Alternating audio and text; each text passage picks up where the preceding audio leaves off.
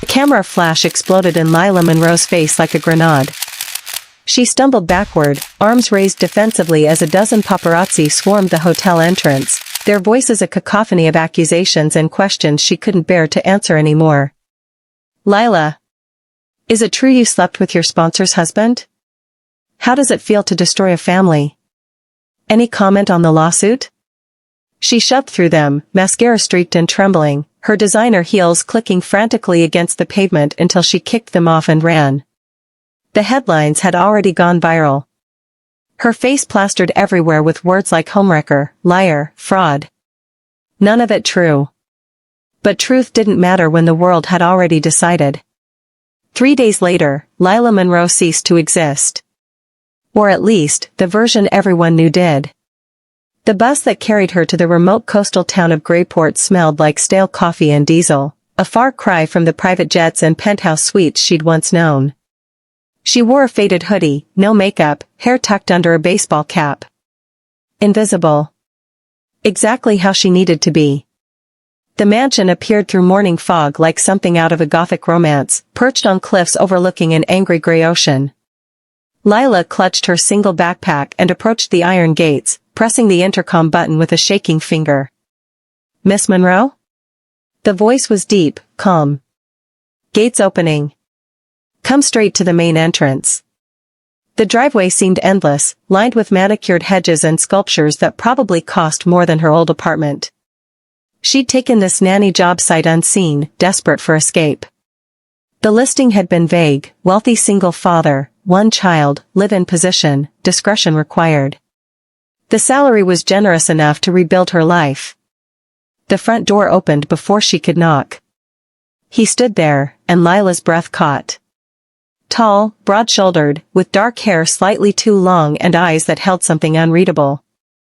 He wore jeans and a simple black Henley, sleeves pushed to his elbows, revealing forearms that spoke of actual work, not gym vanity. Jake, he said, extending a hand. Head of security. Mr. Weston asked me to get you settled. His grip was firm, warm. His gaze lingered on her face a second too long, and Lila's instinct screamed that he knew exactly who she was. But he said nothing, just stepped aside to let her enter. The interior took her breath away.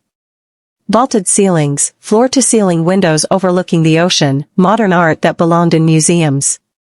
Yet it felt empty, almost lonely, despite its grandeur. Ethan's in the playroom, Jake said, leading her through marble hallways. He's 6.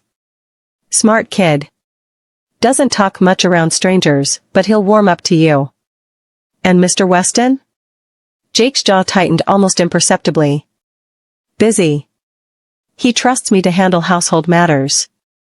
The playroom door opened to reveal a small boy with dark curls, building an elaborate Lego castle. He glanced up, studying Lila with eyes far too old for his age.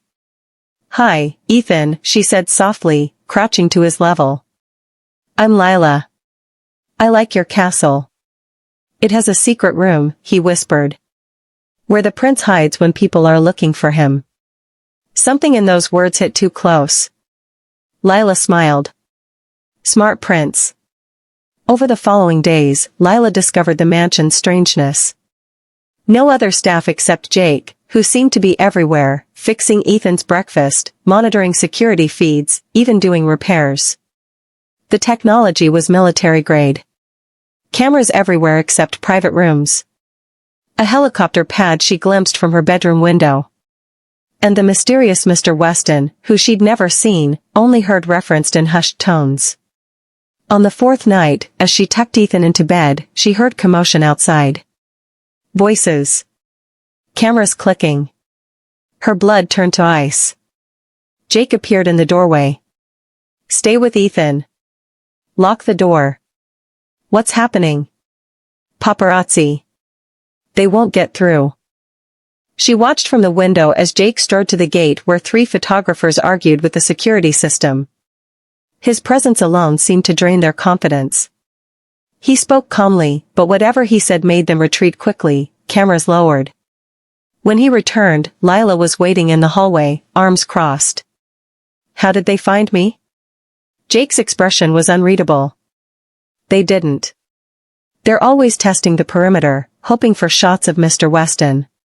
You're safe here. Am I? She searched his face. You knew who I was the moment I arrived. I saw it. He didn't deny it. Instead, he stepped closer, close enough that she could smell cedar and ocean salt. Everyone deserves a chance to disappear, Lila. I'm not here to judge your past. Just to surveil it? His mouth quirked, almost a smile. To protect you from it. That night marked a shift. Lila and Jake began talking after Ethan slept, sitting in the vast kitchen with tea, conversations that stretched past midnight. She told him about the scandal, how her sponsor's husband had forged texts to frame her after she rejected his advances, how his wife's legal team destroyed her reputation before Lila could even defend herself. Everyone believed I was that person, she whispered. Maybe hiding is cowardice, but I couldn't keep fighting. Jake listened with an intensity that made her feel truly seen. Hiding isn't cowardice when you're regrouping. Sometimes you have to step back to figure out who you really are, away from everyone else's definitions. Is that what you're doing? She asked. You're too smart, too capable to just be security. Who are you really, Jake? Something flickered in his eyes, conflict, maybe pain. He leaned forward, and for a heartbeat, Lila thought he might kiss her. Wanted him to. But he pulled back, jaw tight. Someone who understands what it's like to hide, he said quietly, then left her alone with her thundering heart. The next 2 weeks blurred into a strange kind of happiness. Ethan blossomed under Lila's care, laughing more, sleeping better. And Jake was everywhere, a steady presence that made her feel safe in a way she hadn't in years. They fell into routines. Morning coffee. Evening walks along the cliff path while Ethan slept, talking about everything and nothing. The almost kisses that kept happening, tension building until it was nearly unbearable. Then came the storm. Rain hammered the mansion like bullets, wind screaming against the windows. Ethan slept through it, exhausted from their day at the beach, but Lila couldn't settle. She wandered the halls, restless, until she found herself outside a door she'd been told was locked. Mr. Weston's office. Tonight, it wasn't. Her hand touched the knob. Pushed. The door swung open silently. The office was dark except for the lightning flashing through windows. And there, on the massive desk, was a file with her name on it. Lila's hand shook as she opened it. Photos of her. Articles about the scandal. But also, legal documents. Communication with her former sponsor's company. Funding records showing millions of dollars changing hands. Her stomach dropped. The company that destroyed her had been financed by Weston Industries. Lila. She spun. Jake stood in the doorway, backlit by hallway lights, his face half in shadow. Get away from me, she breathed. Who are you? He stepped inside, and even in her fury, she saw the anguish on his face. My name is Alexander Weston. I'm Ethan's father. And yes, I'm the billionaire who owns this house. The betrayal hit like a physical blow.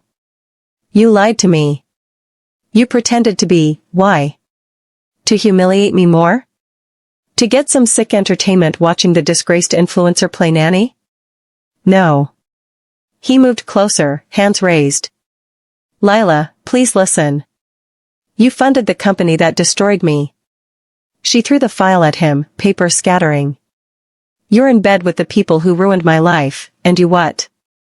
Hired me as some kind of sick experiment? I didn't know.